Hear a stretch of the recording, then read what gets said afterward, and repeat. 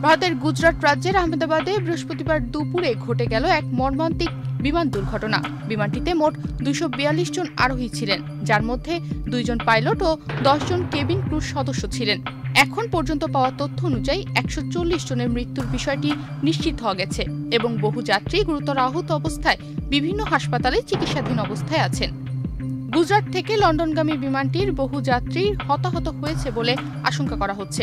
এর মধ্যে জানা গেছে বিমানটি আছড়ে পড়েছে একটি মেডিকেল কলেজের ছাত্রাবাসে, যেখানে এমবিবিএস শিক্ষার্থীরা থাকতেন।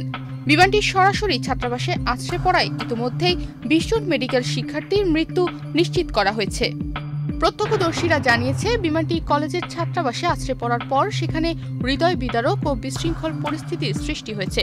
ইতিমধ্যেই একাধিক শিক্ষার্থীর মৃত্যু নিশ্চিত হওয়া গেছে। তবে স্থানীয় এক কর্মকর্তা গণমাধ্যমকে জানিয়েছেন, এই দুর্ঘটনায় অনেক তরুণের প্রাণ গেছে। মূলত তিনি ওই ছাত্রাবাসের শিক্ষার্থীদের কথাই বলেছেন। তিনি আরো বলেন, আহমেদাবাদের ইতিহাসে এটি অন্যতম একটি কালো দিন। আমরা এত তরুণের মৃত্যুতে শোক প্রকাশ করছি। বিমানটি বিধ্বস্তের পরপরই সেখানে বিশালাকৃতির আগুনের কুণ্ডলী দেখা যায়। এরপর সেখান থেকে ধোঁয়া বের হতে দেখা যায়। বলা হচ্ছে বিমানটি 825 ফুট উঁচু থেকে মাটিতে পড়েছে। দুর্ঘটনার পর বিমানবন্দরের দিকে যাওয়া একাধিক সড়কও বন্ধ করে দেওয়া হয়েছে। জানা গেছে বিধ্বস্ত হওয়ার আগে পাইলটরা আন্তর্জাতিকভাবে ব্যবহৃত জরুরি সংকেত বা বিপদ সংকেত মেডে পাঠিয়েছিলেন, কিন্তু এয়ার ট্রাফিক কন্ট্রোল থেকে সেই সংকেতের কোনো সাড়া মেলেনি বলে জানিয়েছেন director general of civil aviation.